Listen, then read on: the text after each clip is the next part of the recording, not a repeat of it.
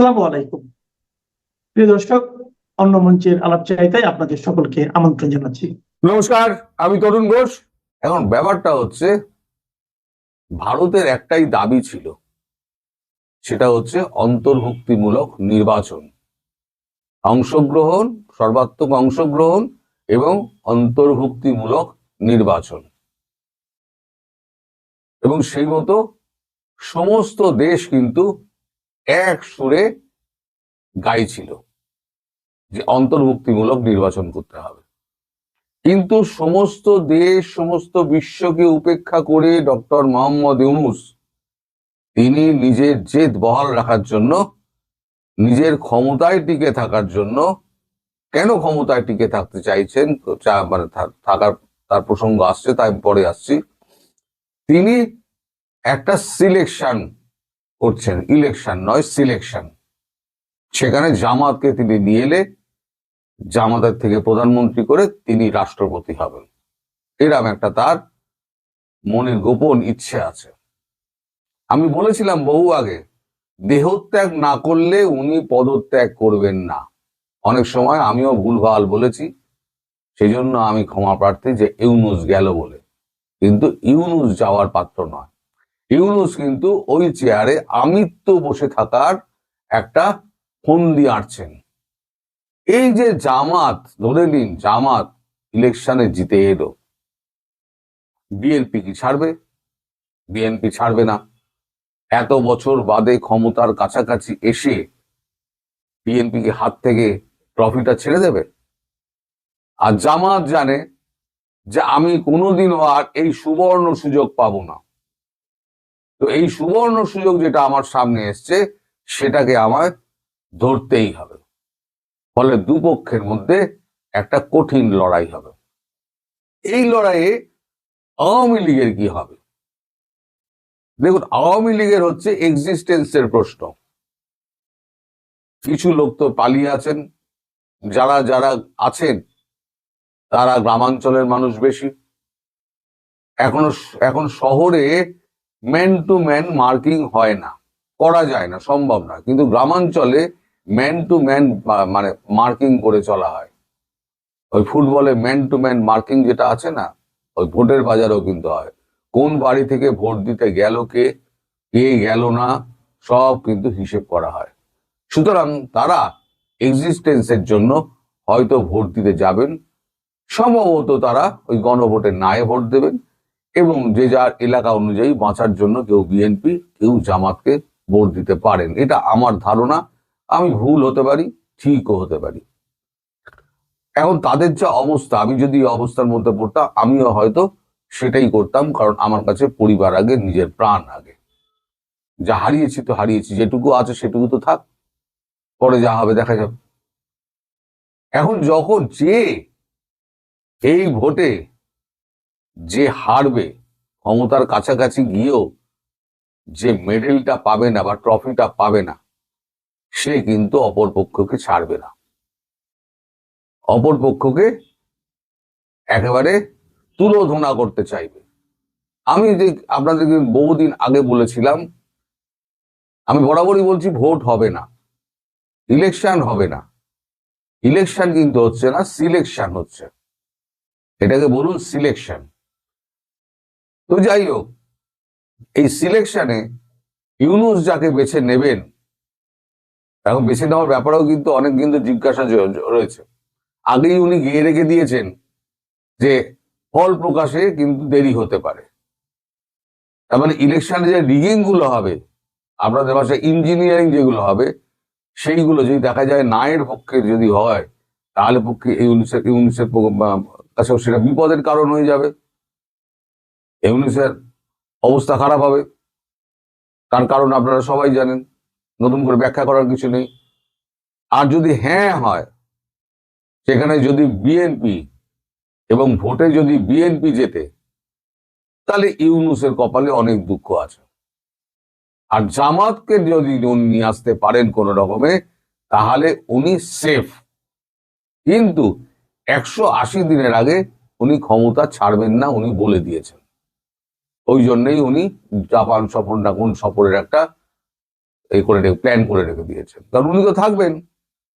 ওই 6 মাসটা এবার কত মাসে গিয়ে দাঁড়ায় সেটা দেখবেন। এবার আসি যে ভোট পর্ব মিটে যাওয়ার পর দেখবেন, আমি যেটা বলেছিলাম, একটা রক্তক্ষয়ী সংগ্রাম হবে, একটা বিএনপি আর জামাতের মধ্যে একটা রক্তক্ষয়ী সংগ্রাম হবে। এ বলবে ভোট রিগিং করেছে, ও বলবে ভোট রিগিং করেছে। ভোটটা শেষ হতে দিন, তাহলেই দেখতে পাবেন। আমি বহুদিন আগে থেকে বলছিলাম যে দূর থেকে বসে গ্যালারিতে বসে খেলা দেখুন, এই খেলা দেখুন, কিন্তু খেলা দেখার সময় হয়ে গেছে। এরা নিজেরা মারপিট করে মরবে। কিন্তু ভারত কি করবে? ভারত এতদিন ধরে শুধু চুপটি করে অপেক্ষা করছিল। আমি বারবার বলেছি, ভারত চাইছে ভোটটা হয়ে যাক, নির্বাচনটা কি হয় দেখা যাক। নির্বাচন যখন প্রহসনে দাঁড়িয়ে গেছে এবং আওয়ামী লীগের অন্তর্ভুক্তি যখন হয়নি, ভারতের একটাই অনুরোধ ছিল অন্তর্ভুক্তিমূলক নির্বাচন, সেটা যখন হয়নি, নরেন্দ্র মোদী কিন্তু উপেক্ষা হলেন না। এমন কেউ নেই বিশ্বে তাকে উপেক্ষা করেছে, তিনি তার জবাব দেননি। সুতরাং ইউনূসের কপালে কিন্তু এই উপেক্ষার উপযুক্ত জবাব কিন্তু অপেক্ষা করছে। এখন সময় বলে দেবে কবে, কিভাবে এবং কোন প্রকারে। আর কখনোই আশা করবেন না যে 3-4 দিনের মধ্যেই অ্যাকশন শুরু হয়ে যাবে, অথবা প্ল্যান বি, প্ল্যান সি, যে কোনো একটা আরম্ভ হয়ে যাবে। সময় লাগবে। নরেন্দ্র মোদী সময় নেন, কিন্তু যা করেন পাকাপোক্ত করেন।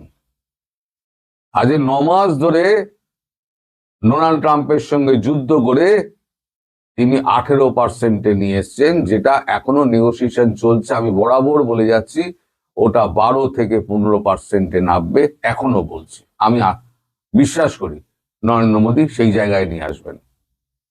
আর আপনাদের ইউনূস কি করলেন? ইউনূস তিনি একেবারে পায়ে পড়ে তিনি একটা গোপন একটা এগ্রিমেন্ট করলেন, নন ডিসক্লোজার এগ্রিমেন্ট। আর আমাদের যে এগ্রিমেন্ট হচ্ছে, আমরা তো পরিষ্কার জনগণের সামনে তুলে দিচ্ছি। নন ডিসক্লোজার এগ্রিমেন্ট কি? ভারত মানে বাংলাদেশকে একেবারে পথে বসিয়ে একেবারে কলোনি বানিয়ে দিচ্ছে আমেরিকার। আমার গায়ে শুনুন কি কি আছে ওই এগ্রিমেন্টের মধ্যে। আপনার ভুট্টা নিতে হবে, চাল নিতে হবে, গম নিতে হবে, চিনি নিতে হবে, সয়াবিন নিতে হবে, এবং যে ধানের বীজ, মডিফাইড ধানের বীজ আপনাদেরকে বসাতে, চাষিদের বসাতে হবে। এই মডিফাইড ধানের বীজ কি? একবার যদি ওই বীজ আপনি মাটিতে পোতেন, ওই বীজের থেকে কিন্তু বীজ হয় না। আমাদের যেমনি সাধারণ আমরা যা চাষ করি, বীজের থেকে আমরা বীজ নিয়ে নিই, বার করে নিই। জেনেটিক্যালি মডিফাইড যে বীজগুলো আছে, তাতে কিন্তু আপনাকে প্রতি বছর আপনাকে কিন্তু আমেরিকা থেকে বীজ আনতে হবে। তার মানে আমেরিকার কাছে আপনি দায়বদ্ধ হয়ে গেলেন। আমেরিকা যদি আপনাকে বীজ না দেয়, তাহলে আপনার দেশে শস্য ফলবে না। আর যে জমির এখন ওই জেনেটিক্যালি মডিফাইড বীজ যেখানে পুঁতবেন, সেটা পুরো যাকে বলে বাংলা ভাষায় বাঁজা জমি হয়ে যাবে। ওখানে আপনি যাই চাষ করুন না কেন, সে চাষ হবে না। ধান চাষ তো হবেই না, ভুট্টা চাষও হবে না। এবার এই যখন অবস্থা হবে, আমেরিকা থেকে আনার খরচা এবং এই জেনেটিক্যালি মডিফাইড যে বীজ, এবং ওই গরুর দুধ, মাংসাশী গরুর দুধ যেটা পাঠানো হবে, এবং শাকসবজি যা পাঠানো হবে, সব কিন্তু আমেরিকার কাছ থেকে নিতে হবে। না চীনের কাছ থেকে নিতে পারবে, না ভারতের কাছ থেকে নিতে পারবে। ভারতের কেউ যাবে আসবে না, ভারত পাঠাবে না। এই যে ভারত $3.5 ট্রিলিয়ন ইউরোপিয়ান ইউনিয়নের সঙ্গে করলো, এই আমেরিকার সঙ্গে $3 ট্রিলিয়ন ট্রেড এগ্রিমেন্ট করলো। এছাড়া আপনার কি বলে, ব্রিটেনের সঙ্গে হয়েছে, অস্ট্রেলিয়ার সঙ্গে হয়েছে, আমাদের কলম্বোর সঙ্গে হয়েছে, রাশিয়ার সঙ্গে হয়েছে, চীনের সঙ্গে হয়েছে, সবার সঙ্গে হয়েছে। ভারতের তো অসুবিধে নেই। বাংলাদেশে কি 10-12 বিলিয়নের মাল গেল কি না গেল, ভারতবর্ষে কেউ যায় আসে না। ভারতবর্ষ দিয়ে যাচ্ছিল কেন? যে ঠিক আছে, সন্তুষ্ট রাখো যদি কোনো কাজ হয়। কিন্তু যে টেরা সে তো টেরাই, ওর আজন্ম এখানে থাকার একটা খায়েশ জন্মেছে। তো যতক্ষণ না পশ্চাৎ দেশে একটা কঠিন লাথি পড়ছে ততক্ষণ পর্যন্ত উনি কিন্তু যাবার বান্দা নন।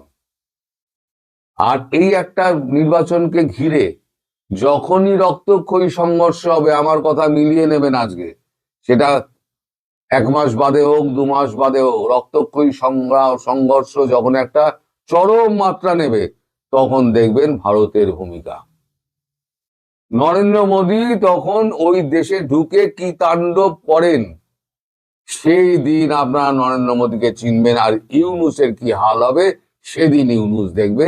এখন কাউকে পাত্তা দিচ্ছে না, ওর চোখের সামনে একটা পর্দা এসে গেছে, সেটা হচ্ছে আপনার ক্ষমতার পর্দা। সেই পর্দাকে সে সরাতে পারছে না, তাকে সম্পূর্ণভাবে একটা দুঃস্বপ্ন গ্রাস করে ফেলেছে। সে একটা স্বপ্নের জগতে রয়েছে। এই স্বপ্নের জগৎ থেকে যখন ধাক্কা খেয়ে বেরোবে না, তখন ইউনূসের সামনে ফাঁসির দড়িতে ঝুলবে। আমার কথা মিলিয়ে নেবেন, এক বিন্দু বাড়িয়ে আমি বলছি না। আমি তাহলে বলতাম কাল পরশুই হবে, কাল পরশু হবে না, অপেক্ষা করতে হবে আপনাদের। আর গ্যালারিতে বসে খেলা দেখুন, একটা রক্তক্ষয়ী সংগ্রাম আর সামনে আসছে, এটা হতেই হবে, হতেই হবে। কারণ বিএনপি যদি ক্ষমতায় আসে তাহলে ইউনূসকে কাঠগড়ায় তুলবে, আর জামাত যদি ক্ষমতায় আসে এতদিন বাদে জামাত তাহলে ইউনূসকে রাষ্ট্রপতি করবে। আর ইউনূস এত তাড়াতাড়ি গদি ছাড়বে না। ইউনূস প্রথমে বলে দিচ্ছে 180 দিন আমার থাকতে হবে, তারপরে সেটা আবার কারণ দেখিয়ে আবার বেশি দিন থাকতে চাইবে। তখনই জামাতের সঙ্গে ইউনূসের গন্ডগোল লাগবে, তখনই দেখবেন একটা সংঘর্ষ আরো বিরাট আকার ধারণ করেছে। সুতরাং আপনারা অপেক্ষা করুন এবং সাবধানে থাকুন। বাংলাদেশের ত্রয়োদশ জাতীয় সংসদ নির্বাচনের আনুষ্ঠানিক প্রচারণা শেষ হয়েছে। ভোট গ্রহণের আর মাত্র একদিন বাকি। এমন পরিস্থিতিতে জয় পরাজয় নিয়ে উৎকণ্ঠা দল ও প্রার্থীদের, তবে তাদের থেকে বেশি উৎকণ্ঠা নির্বাচন কমিশন ও আইন শৃঙ্খলা বাহিনীর। সরকারের গোয়েন্দা সংস্থাগুলো হিসেব নিকেশ আর আলামত বিশ্লেষণের চেষ্টা করছে কোথায় কোন আসনে বেশি মাত্রায় সহিংসতা হতে পারে। ইতিমধ্যে সরকারি একটি গোয়েন্দা সংস্থা তাদের রিপোর্টে বলেছে, ত্রয়োদশ জাতীয় সংসদ নির্বাচনে 299 আসনের মধ্যে অন্তত 84টিতে সহিংসতা হতে পারে। সংস্থাটির আশঙ্কা, এসব আসনের বেশিরভাগই সহিংসতা এমন মাত্রায় পৌঁছাতে পারে যে এসব আসনের ভোট গ্রহণ ফলাফল স্থগিত হয়ে যেতে পারে। গোয়েন্দা রিপোর্টে বলা হয়েছে, ঢাকা ও চট্টগ্রামের 36টি আসনে ব্যাপক সহিংসতার জন্য ভোট গ্রহণ কিংবা ফলাফল স্থগিত করতে হতে পারে। গণমাধ্যমের রিপোর্ট বলছে, একদিকে থানা থেকে লুট হওয়া অস্ত্র, অন্যদিকে 352 জন শুটার পুলিশের নাগালের বাইরে থেকে যাওয়ায় নির্বাচনী সহিংসতার চিত্র অকল্পনীয় হতে পারে। আরেকটি গোয়েন্দা সংস্থার রিপোর্টে বলা হয়েছে, সীমান্তবর্তী ও দুর্গম এলাকার আসনগুলোতে জঙ্গি হামলা হওয়ার আশঙ্কা রয়ে গেছে। বিশেষ করে সিলেট, উত্তরবঙ্গ এবং কক্সবাজার সীমান্তবর্তী এলাকার আসনগুলোতে জঙ্গি তৎপরতার শঙ্কা বেশি করছে গোয়েন্দারা। মজার ব্যাপার হলো, গোয়েন্দাদের এই দুটি রিপোর্টে যেসব আশঙ্কার কথা বলা হয়েছে, হঠাৎ সাংবাদিকদের তেমন ইঙ্গিত দিলেন বাংলাদেশ পুলিশের আইজি। 10 ফেব্রুয়ারি পুলিশ হেডকোয়ার্টার্স মিডিয়া সেন্টারে জাতীয় সংসদ নির্বাচন উপলক্ষে সার্বিক আইন শৃঙ্খলা পরিস্থিতি সম্পর্কে আয়োজিত সংবাদ সম্মেলনে সাংবাদিকদের প্রশ্নের জবাবে পুলিশের এই সর্বোচ্চ কর্তা ব্যক্তি সতর্ক করে বলেছেন, আসন্ন গণভোট ও ত্রয়োদশ জাতীয় সংসদ নির্বাচনে জঙ্গি হামলা হওয়ার ঘটনা উড়িয়ে দেয়া যাচ্ছে না। আবার হুঁশিয়ারও করেছেন, নির্বাচনে মবের চেষ্টা হলে শুধু সংশ্লিষ্ট কেন্দ্র নয়, ওই আসনের ভোট গ্রহণ স্থগিত করবে ইসি। গোয়েন্দা সূত্রগুলো বলছে, যদি এত ব্যাপক সংখ্যক আসনে ভোট গ্রহণ ও ফলাফল ঘোষণা স্থগিত হয়ে যায়, তাহলে লম্বা সময়ের জন্য ঝুলে যাবে নতুন সরকার গঠনের প্রক্রিয়া। সবকিছু ঠিকঠাক থাকলে আর মাত্র একদিন পরেই বাংলাদেশের ত্রয়োদশ জাতীয় সংসদ নির্বাচন। এর মধ্যে রাজনৈতিক দল ও প্রার্থীরা তাদের প্রচারণা শেষ করেছে। 12 ফেব্রুয়ারি বৃহস্পতিবার সকাল 7:30 থেকে বিকেল 4:30 পর্যন্ত টানা ভোট গ্রহণ চলবে। 300 আসনের তফসিল ঘোষণা হলেও জামাত ইসলামের প্রার্থী নুরুজ্জামান বাদলের মৃত্যুতে শেরপুর 3 আসনের নির্বাচন স্থগিত করা হয়েছে। ফলে 299 আসনে সংসদ নির্বাচন ও গণভোট হবে। দুই প্রধান প্রতিদ্বন্দ্বী জোট সুষ্ঠু ভোট হবে কি না তা নিয়ে আশঙ্কা করছে। নিজ নিজ দলের কর্মী সমর্থকদের ভোট কেন্দ্র পাহারা দিতে বলেছে। নির্বাচন কমিশন দাবি করছে, তাদের সব প্রস্তুতি প্রায় শেষ, তবে আইন শৃঙ্খলা বাহিনীর শীর্ষ ব্যক্তিদের মধ্যে ভোটের পরিবেশ নিয়ে শঙ্কা আছে। এরই মধ্যে পুলিশের একটি গোয়েন্দা সংস্থার প্রতিবেদনে উঠে এসেছে ভয়ঙ্কর শঙ্কার কথা। ওই প্রতিবেদনে বলা হয়েছে ত্রয়োদশ জাতীয় সংসদ নির্বাচনে 299 আসনের মধ্যে অন্তত 84টিতে বড় ধরনের সহিংসতা হতে পারে। প্রতিবেদনটিতে বলা হয়েছে 3রা ফেব্রুয়ারি পর্যন্ত পাওয়া তথ্য বিশ্লেষণ করে এসব আসনকে সংঘাতময় হিসেবে চিহ্নিত করা হয়েছে। একাধিক শক্তিশালী প্রার্থীর অবস্থান, দলীয় মহড়া নিয়ে অসন্তোষ, স্বতন্ত্র ও বিদ্রোহী প্রার্থীদের সক্রিয়তা এবং স্থানীয় রাজনৈতিক সমীকরণের জটিলতায় এমন অবস্থার কারণ। তবে পরিস্থিতি নিয়ন্ত্রণে রাখতে সব আসনে গোয়েন্দা নজরদারি বাড়ানো হয়েছে এবং শান্তিপূর্ণ পরিবেশে ভোট গ্রহণ নিশ্চিত করতে বিশেষ নিরাপত্তা পরিকল্পনা নেওয়া হয়েছে। এই গোয়েন্দা প্রতিবেদন অনুযায়ী ঢাকা ও চট্টগ্রাম বিভাগের 18টি করে 36টি আসনে ভয়াবহ পরিস্থিতি দেখা যেতে পারে। এছাড়া রংপুর বিভাগের 12টি, খুলনা বিভাগের 8টি, বরিশাল বিভাগের 7টি, ময়মনসিংহ বিভাগের 7টি, রাজশাহী বিভাগের 10টি আসন নিয়ে আশঙ্কার কথা প্রতিবেদনটিতে জানানো হয়েছে। সবচেয়ে কম আশঙ্কা সিলেট বিভাগের আসনগুলো নিয়ে। এই বিভাগে মাত্র 4টি আসনে বড় ধরনের গোলযোগের আশঙ্কা করা হচ্ছে। গোয়েন্দা প্রতিবেদনের তথ্য অনুযায়ী ঢাকা বিভাগের 18টি আসনে ভোটের লড়াই তীব্র হতে পারে। এসব আসনের মধ্যে রয়েছে ঢাকা 8, 11, 12, 13, 14 ও 15, টাঙ্গাইল 3, 4, 5 ও 8, গোপালগঞ্জ 2 ও 3, মাদারীপুর 1 ও 2, কিশোরগঞ্জ 5, মানিকগঞ্জ 1, মুন্সিগঞ্জ 3 এবং ফরিদপুর 1। এর মধ্যে ঢাকা 8, ঢাকা 11 এবং ঢাকা 15 আসন নিয়ে বিশেষভাবে সতর্ক থাকার পরামর্শ দেওয়া হয়েছে। ঢাকা 8 আসনে বিএনপির প্রার্থী দলটির স্থায়ী কমিটির সদস্য মির্জা আব্বাস, তার মূল প্রতিদ্বন্দ্বী বাংলাদেশ জামাত ইসলামী নেতৃত্বাধীন 11 দলীয় জোটের প্রার্থী জাতীয় নাগরিক পার্টি বা এনসিপির নাসিরউদ্দিন পাটোয়ারি। ঢাকা 11 আসনে লড়ছেন বিএনপির এম.এ. কাইয়ুম ও এনসিপির আহ্বায়ক মোহাম্মদ নাহিদ ইসলাম। নাহিদ 11 দলীয় জোটের প্রার্থী। ঢাকা 15 আসনে জামাত ইসলামের আমির ডক্টর শফিকুর রহমানের প্রতিদ্বন্দ্বী বিএনপির প্রার্থী শফিকুল ইসলাম খান মিল্টন। ঢাকা বিভাগের প্রতিদ্বন্দ্বিতাপূর্ণ অন্য আসনগুলোতেও জুলাই আন্দোলনের শীর্ষ নেতারা, জোটের শরিক দলের প্রার্থী, স্বতন্ত্র ও বিদ্রোহী প্রার্থীরা মাঠে সক্রিয় রয়েছেন। কোথাও কোথাও দলীয় মহড়া নিয়ে অসন্তোষ প্রকাশ্য রূপ নিয়েছে, দুই পক্ষের মধ্যে সংঘর্ষ হয়েছে। পুলিশের গোয়েন্দা প্রতিবেদনে চট্টগ্রাম বিভাগের 18টি আসনে ব্যাপক সংঘাতময় পরিস্থিতি তৈরি হতে পারে বলে আশঙ্কার কথা জানানো হয়েছে। এসব আসনের মধ্যে রয়েছে ব্রাহ্মণবাড়িয়া 2 ও 5, কুমিল্লা 2, 4, 7 ও 11, নোয়াখালী 2, 5 ও 6, লক্ষ্মীপুর 2 ও 3, চট্টগ্রাম 3, 10 ও 11, কক্সবাজার 2 ও 4, চাঁদপুর 4 এবং রাঙামাটি। এসব আসনে বিএনপি ও জামাত ইসলামী সহ বিভিন্ন রাজনৈতিক দলের শক্তিশালী প্রার্থীর পাশাপাশি কোথাও কোথাও স্থানীয়ভাবে প্রভাবশালী স্বতন্ত্র প্রার্থী রয়েছেন।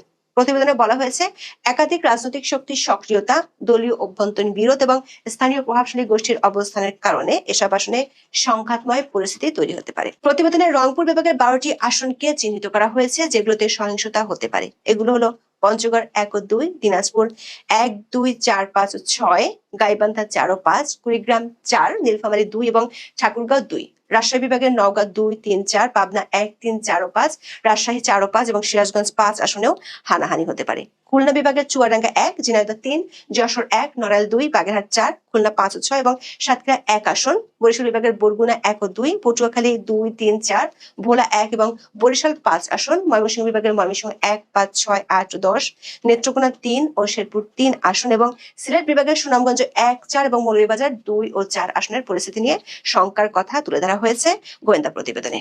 গোয়েন্দা সূত্র জানিয়েছে রংপুর ও চট্টগ্রাম বিভাগের বেশ কিছু আসন এবং সীমান্তবর্তী কয়েকটি জেলায় জামাতের সাংগঠনিক অবস্থান তুলনামূলকভাবে শক্ত, ফলে এসব এলাকায় সংঘাত মোটামুটিভাবে অনিবার্য হয়ে পড়েছে। চট্টগ্রাম ও কক্সবাজারের সীমান্তবর্তী আসনগুলোতে সহিংসতায় রোহিঙ্গারা জড়িত হলে পরিস্থিতি অনেক ভয়াবহ রূপ নিতে পারে এমন আশঙ্কার কথা জানানো হয়েছে। মিয়ানমার থেকে গত 18 মাসে পালিয়ে আসা প্রায় 1.5 লাখ রোহিঙ্গা ক্যাম্পগুলোর বাইরে আছে। এরই মধ্যে আইন শৃঙ্খলা বাহিনীর সদস্যরা ক্যাম্পের বাইরে থাকা 1,500 রোহিঙ্গাকে গ্রেপ্তার করেছে, কিন্তু 1.5 লাখ রোহিঙ্গাকে গ্রেপ্তার ও তাদের নিয়ন্ত্রণ করা এক কথায় অসম্ভব। এমন পরিস্থিতিতে বৃহত্তর চট্টগ্রামের আসনগুলোতে রোহিঙ্গাদের ব্যবহার করা হলে পরিস্থিতি ভয়ানক রূপ নিতে পারে। গোয়েন্দা সূত্রগুলো বলছে রোহিঙ্গা সশস্ত্র গ্রুপগুলোর কাছে অবৈধ অস্ত্র আছে। যদিও আইন শৃঙ্খলা বাহিনী তৎপর আছে, তারপরও এসব অবৈধ অস্ত্র ভোটের মাঠে ব্যবহার হলে পরিস্থিতি যে কোনো দিকে মোড় নিতে পারে। দৈনিক প্রথম আলোর এক খবরে বলা হয়েছে দুটি গোয়েন্দা সংস্থা সম্প্রতি সারা দেশে 3,000 অবৈধ অস্ত্রধারী ও অপরাধীর তালিকা করে পুলিশ সদর দপ্তরে পাঠিয়েছে। তাদের মধ্যে 124 জন জঙ্গি এবং 352 জন শুটার রয়েছে। পুলিশ সদর দপ্তর ভোটের আগে গোয়েন্দা সংস্থাগুলোর করা তালিকাভুক্ত সন্ত্রাসীদের আইনের আওতায় নিতে 64 জেলার পুলিশ সুপার ও 8টি মহানগর পুলিশের কমিশনারকে নির্দেশনা দিয়েছে। তবে এদের বেশিরভাগই গ্রেপ্তার করতে পারেনি পুলিশ। আরেকটি গোয়েন্দা সংস্থার রিপোর্টে বলা হয়েছে, সুষ্ঠু নির্বাচনের ক্ষেত্রে ভয় এখন জেল পলাতক ও গ্রেপ্তার এড়িয়ে থাকা জঙ্গিরা। দৈনিক প্রথম আলোর খবরে একাধিক পুলিশ কর্মকর্তার বরাত দিয়ে বলা হয়েছে, ভোট কেন্দ্রের দখল নিতে তারা নাশকতা করতে পারে। 1 ফেব্রুয়ারি সন্ধ্যায় শেরেবাংলানগর থানার চন্দ্রিমা উদ্যানের লেকের পাশে অভিযান চালিয়ে জেএমবি সদস্য আহসান জহির খানকে গ্রেপ্তার করেছিল। তবে তার সহযোগীরা পালিয়ে যায়। পরে জহিরের দেওয়া তথ্যের ভিত্তিতে পরদিন 2 ফেব্রুয়ারি তার সহযোগী জেএমবি সদস্য বিলায়েত হোসেন এবং 3 ফেব্রুয়ারি গ্রেপ্তার করা হয় তোফাল হোসেনকে। এই 3 জনকে জিজ্ঞাসাবাদ করে যেসব তথ্য পাওয়া গেছে সেগুলো চিন্তা বাড়াচ্ছে আইন শৃঙ্খলা বাহিনীর। তারা ভোটের মাঠে বড় ধরনের জঙ্গি হামলার আশঙ্কা উড়িয়ে দিতে পারছেন না, সেটি প্রকাশ্যে বলেছেন পুলিশের আইজি বাহারুল আলম।